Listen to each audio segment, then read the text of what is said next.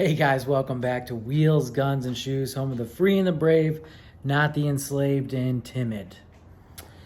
Today I thought it'd be really cool to kind of show you a video of my second gen. I never really did a full walkthrough of what I've done and what's done to it. And I was like, you know what would be really cool is to kind of show like a dyno video as well, right? Like how cool would that be to show what kind of power levels people can expect.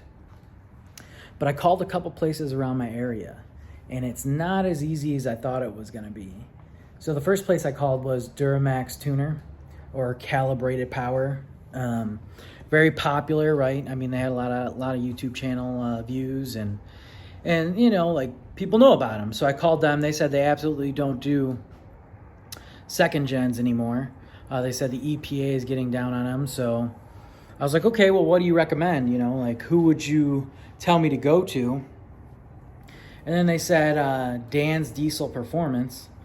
I gave them a call, and they said, yeah, we'll dyno it. It's $200. You get 3 runs, but they don't tune. So I'm thinking, like,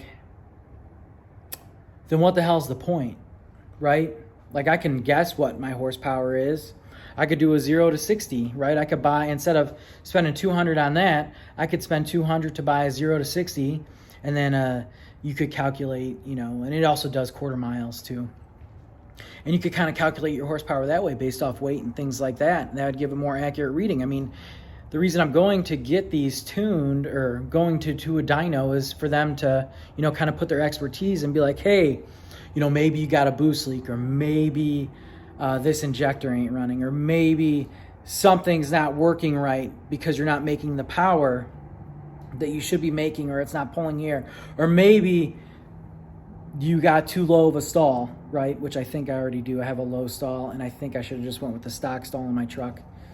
But they can't offer that. So what is the point? Like, why? I mean, and they have like, it's just, what's the point? You know, it frustrated me.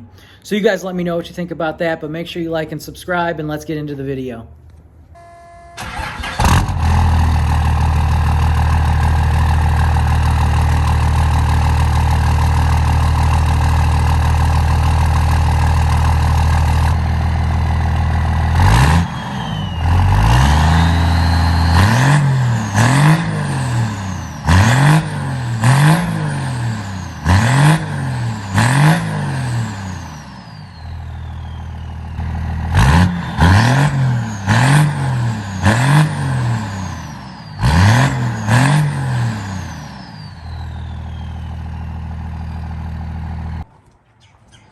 So, unfortunately, the truck was rear-ended not too long ago, and it messed up. It pushed the bumper up and messed up my exhaust. Like, it pushed it way out, so. And then it also messed up the bumper right here, which really sucks.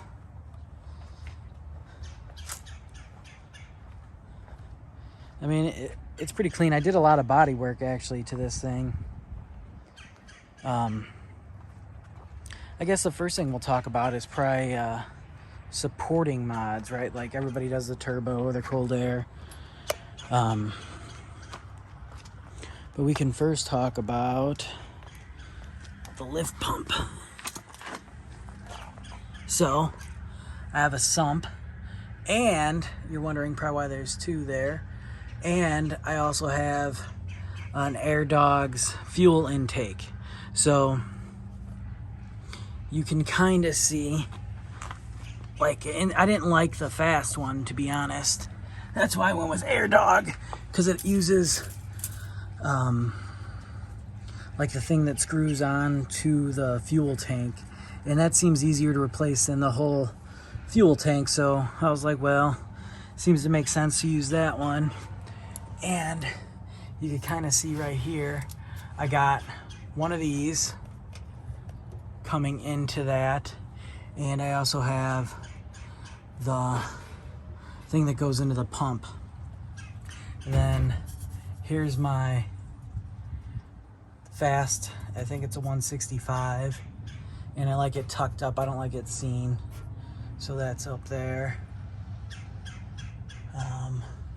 All the U-joints, brakes, everything's new. redid my trans. You definitely got to redo your trans if you plan on doing any kind of modification.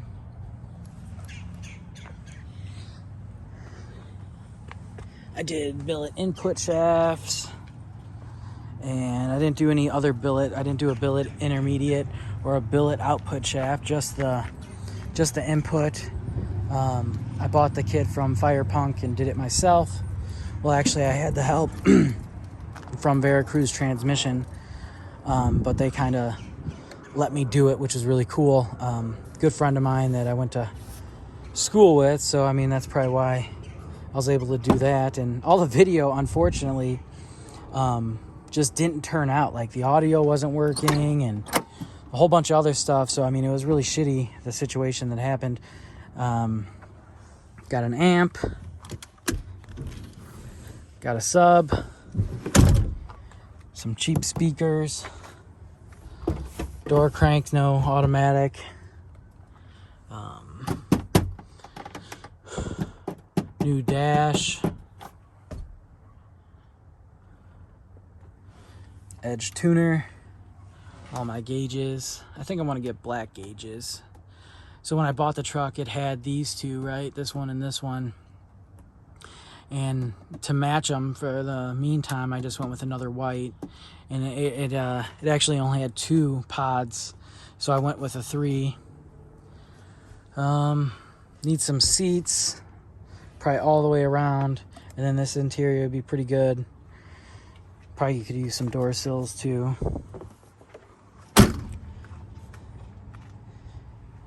Oh, and I have the switch here, and this controls high, idle, 3-cylinder, and stock, and then also like the miles per gallon, which sets it at, like, I forget what degree, but a certain degree that makes it, you know, better for fuel economy.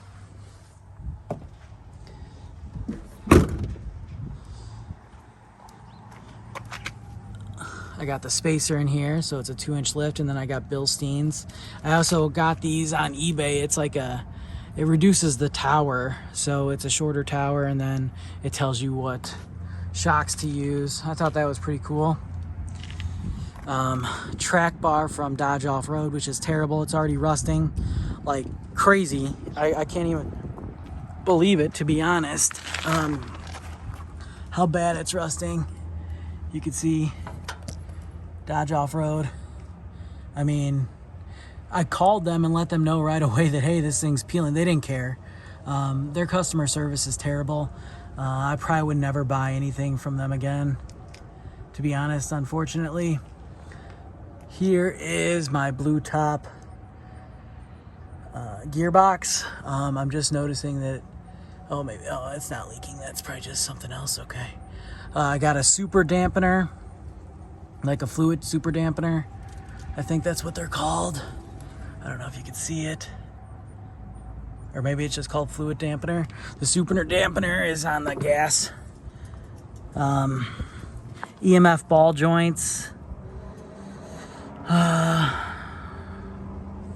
New tie rods. I did both my front and rear diff. Like, I took them out and redid all the fluid and all the stuff. New air condenser. S&B cold air intake with the disposable one.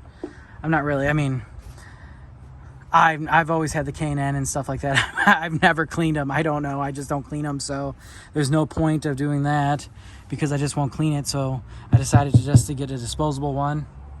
I like the S&B. I think it's really cool. I got a Super 9 Turbo.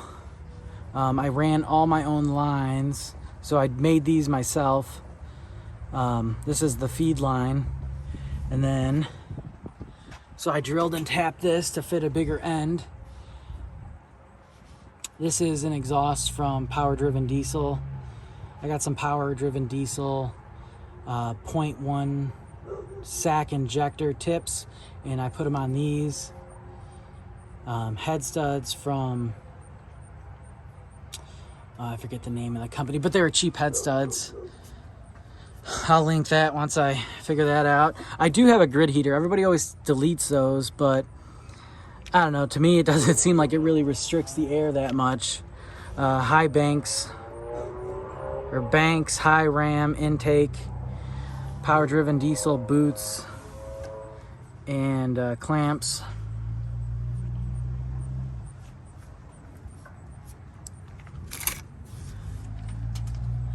I got a fuel gauge down there too.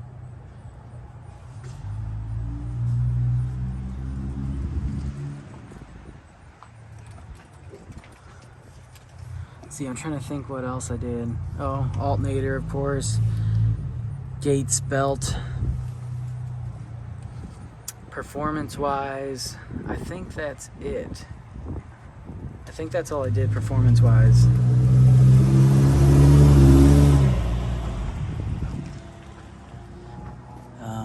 I mean, besides, yeah, I talked about the trans already. Trans was expensive, and you definitely have to do that before anything. You just have to. There's no way around it.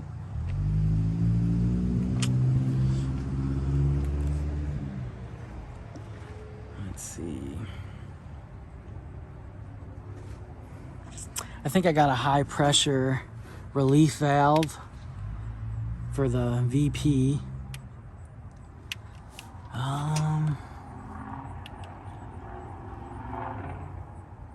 Trying to think what I did performance-wise, but I think that's it.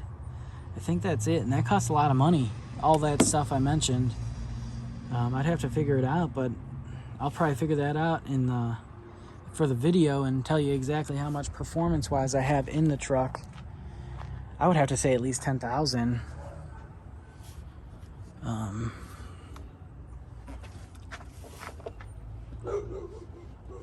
Needs an oil change. Oh, and then there's like that heat exchanger. I got rid of that for my trans, and I just ran a line straight to the trans cooler here. I didn't see the need for the heat exchanger.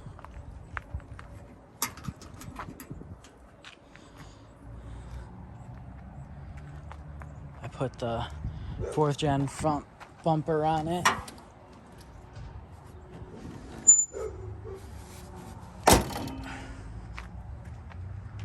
That's what it looks like. That light bar works, and I actually have it hooked up.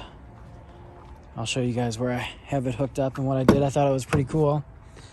So I bought one of these switches right here that has like the pull for the fog lights. So when you pull it,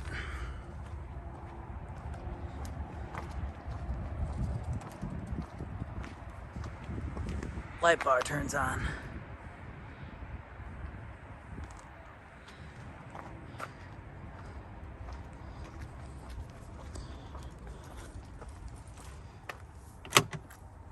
I'll just push it in to see if you can see the difference. It's kind of hard to tell in video. You can see it's off now, so.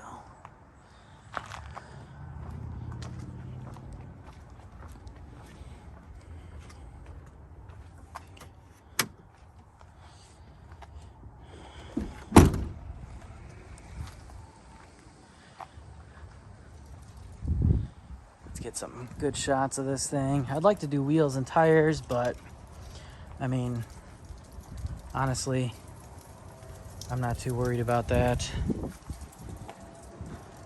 I did like the tinted brake lights, tinted 3rd brake light.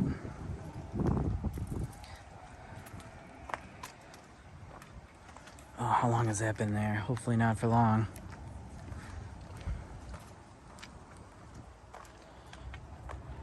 Oh, I did these mirrors here. I never fold them out, but I got them. So yeah, I mean, the main thing is probably injectors. And turbo.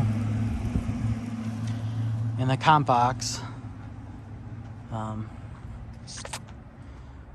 It's okay quality ride. Oh, I got new leaf springs too. Those are new leaf springs.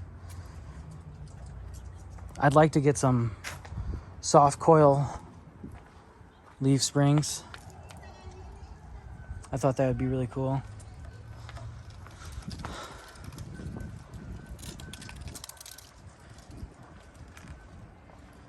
All right, so that's the tour. Now, let's see if we can take this for a ride today.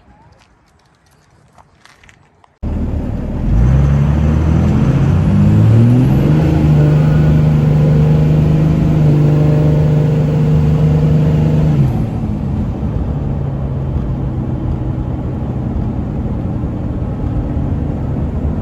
never understood the squatted trucks. Don't like it. I'd rather have the front end a little bit lower than the back if I had to have anything. Otherwise, I like them perfectly level.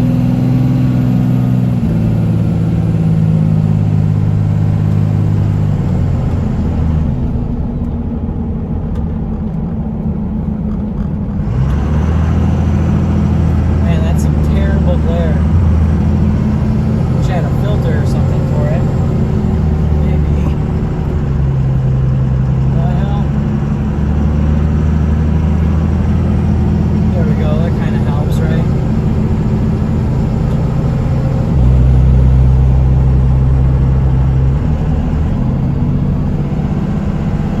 So most of the time I just drive with overdrive off if I'm doing under 50. So, like I said, I have a low stall, and from DDP, Diesel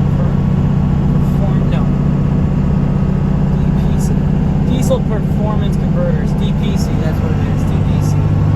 And I went with the low stall, and I'm thinking I should have went with the stock stall, because I don't know if I like the way,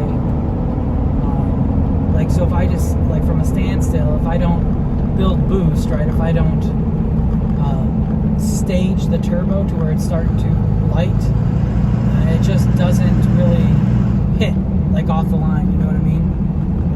Which is kind of frustrating, especially when you spend that kind of money. So, man, it is hot in here.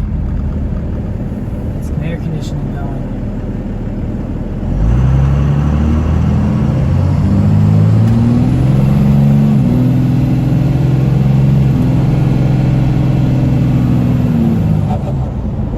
So I notice a lot of people, when they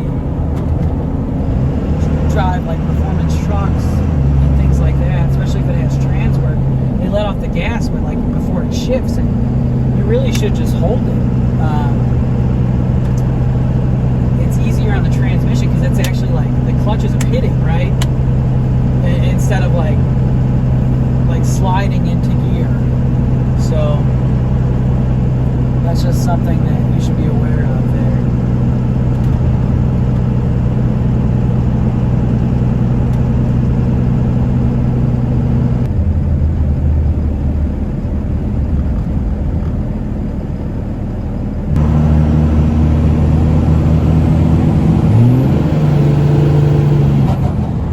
It blows a lot of smoke, man. It's the one thing I don't like.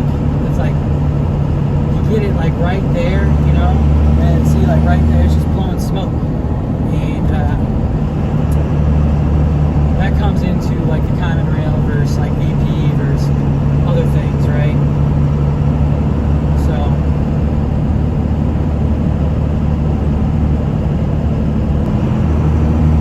just cruising like this, I mean, it's barely reading on the boost gauge. I can't get up to 40, 50 pounds of boost.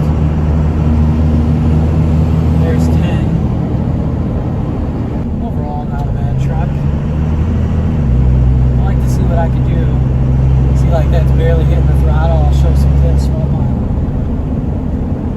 from that on the GoPro. I mean, it shouldn't spew that much smoke. Like I said, it likes to be in that fine line, you know. It's weird.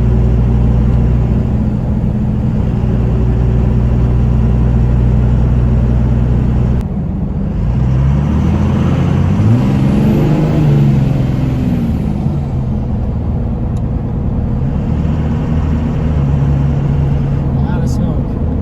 If you hold it just at like a certain right there, it'll just blow smoke like that the whole time. It's funny.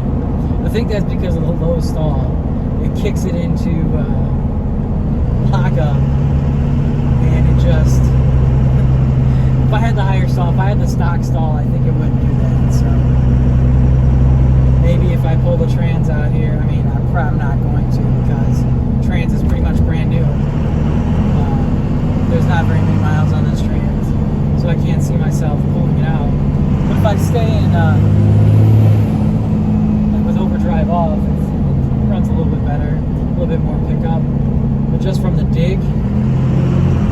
definitely going to have to build the boost with your foot on the brake and then launch. And then when you do that, it's just spinning the tire the whole time anyway, so.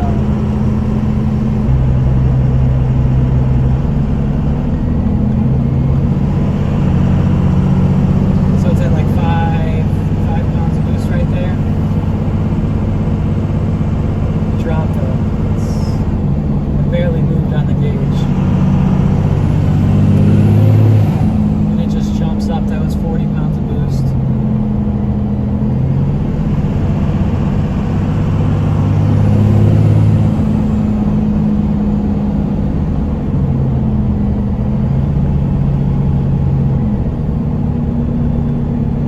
So I drove the Fords too, and they actually have like the trans like stays like almost kicks down a gear and like holds the truck until you hit the brake, and then it goes into a neutral, right? But the Dodge seems to go into like a neutral after you let off the gas the whole time. You'll like hold it, you know, the Ford will hold that RPM. Dodge, it just seems to be the neutral the whole time. Ford, you tap the brake and it'll just like go into a neutral. Otherwise, it's going to hold that RPM to kind of slow you down.